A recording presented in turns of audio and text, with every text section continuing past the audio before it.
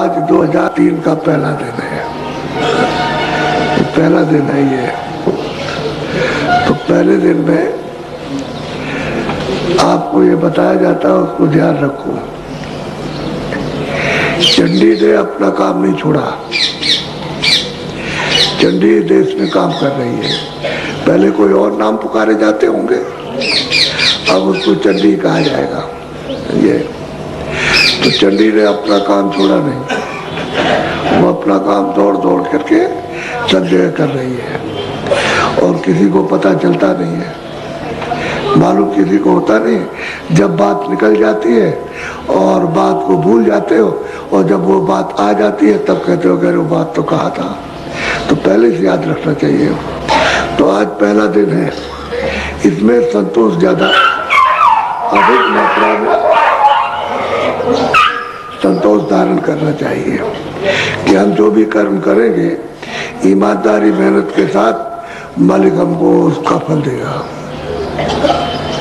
इन्हीं काल के देश का भी मालिक है, तो हमको यहाँ के देश का फल देगा।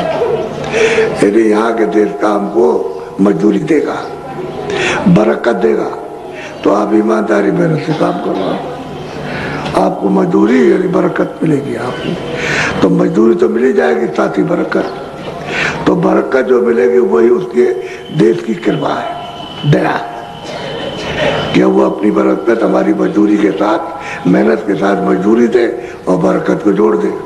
तो बरकत होती है खुशी, प्रसन्नता होती है, वो दे दे हमको, तो हमारा ये सब गुजारा होने लगे। तो अब ये समझ लो, तो थोड़ा संतोष करना चाहिए कि हम मेहनत करते हैं और मेहनत का फल हमको मालिक देगा।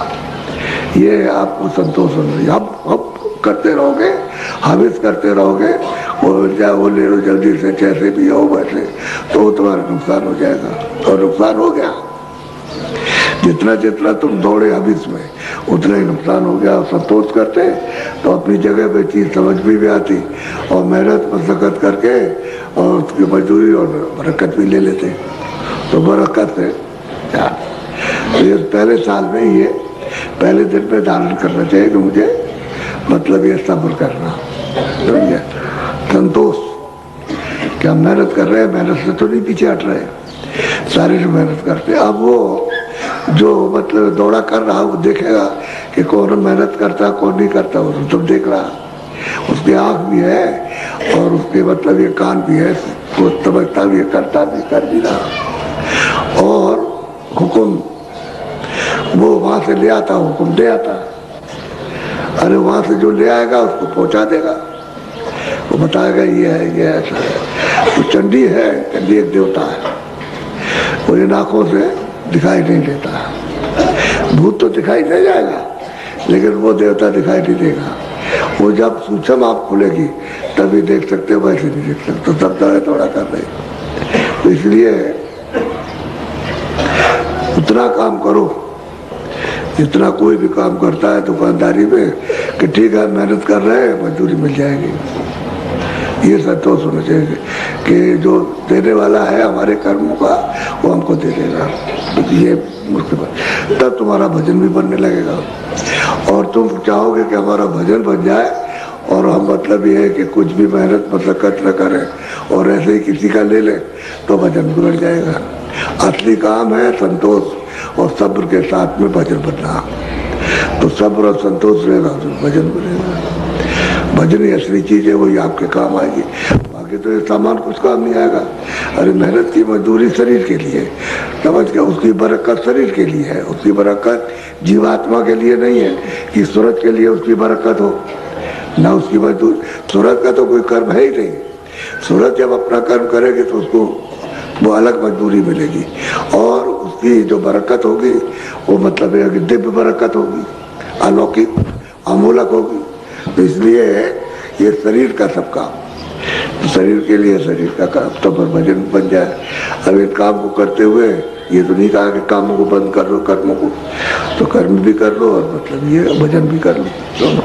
तो संतोष रहेगा तो सब साधन बच जाएंगे, और संतोष चला गया तो मतलब फिर सब बिगड़ जाएगा।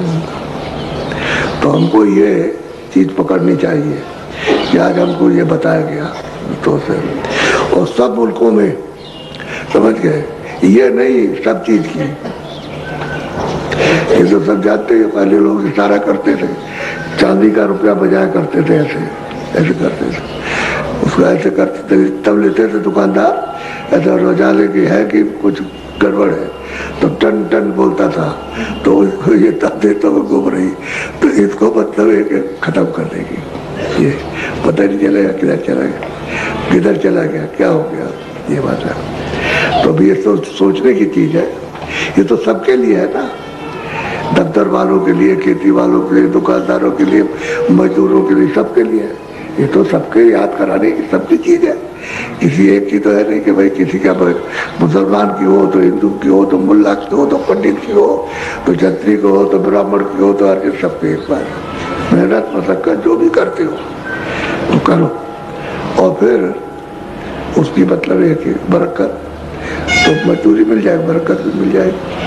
बरकत पूरा करती है, जो कमी रहती है उसको पूरा कर देती, तो आप खुश हो जाते हो कि नहीं हमको बात पर। तब तो क्यों ऐसा हुआ कि संतोष आ गया, सब रह गया कि मालिक ने जो दिया बहुत दिया, और जो देगा वो बहुत देगा, और हमारे फायदे के लिए देगा, तो और जो कुछ भी होगा उसमें हमारा ही भला होगा, ऐसा समझना चाहिए।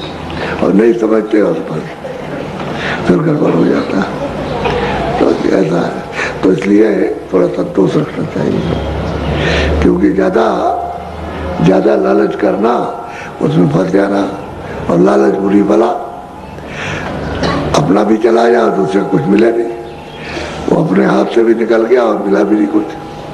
तो हम तो सोचते थे कि भाई कुछ मिल जाएगा और कुछ मिल जाएगा, तो खत्म हो गया, यही हो गया। इसलिए आप पहले साल के दिन को याद रखो, कि आपको ये है, और इसी संतोष से बेल, जिसको अमर बेल कहते हैं, फैलती है।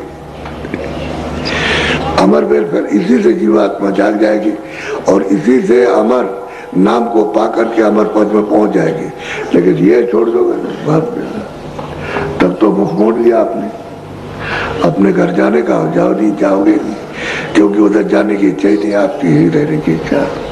तो ये सब चीजें हैं आपके लिए बहुत अहम और गहन चीजें हैं, इसको रखना चाहिए। और सब लोग चिल्लाएंगे, ऐसा नहीं है कि अमीर गरीब साहब, ये बात है।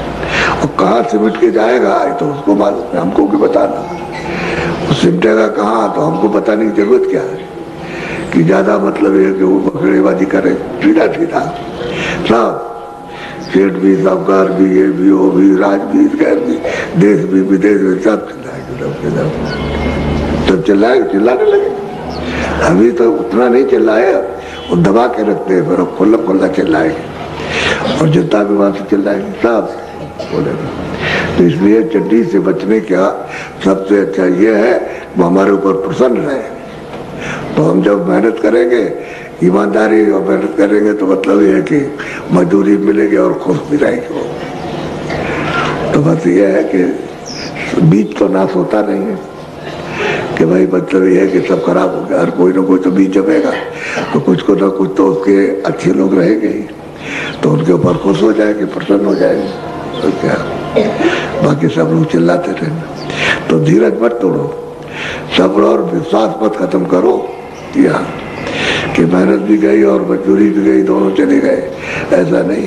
कर्म करने का शरीर मिला है, उससे कर्म करो, इससे फिर भजन बनेगा। अब आपको रोज कहा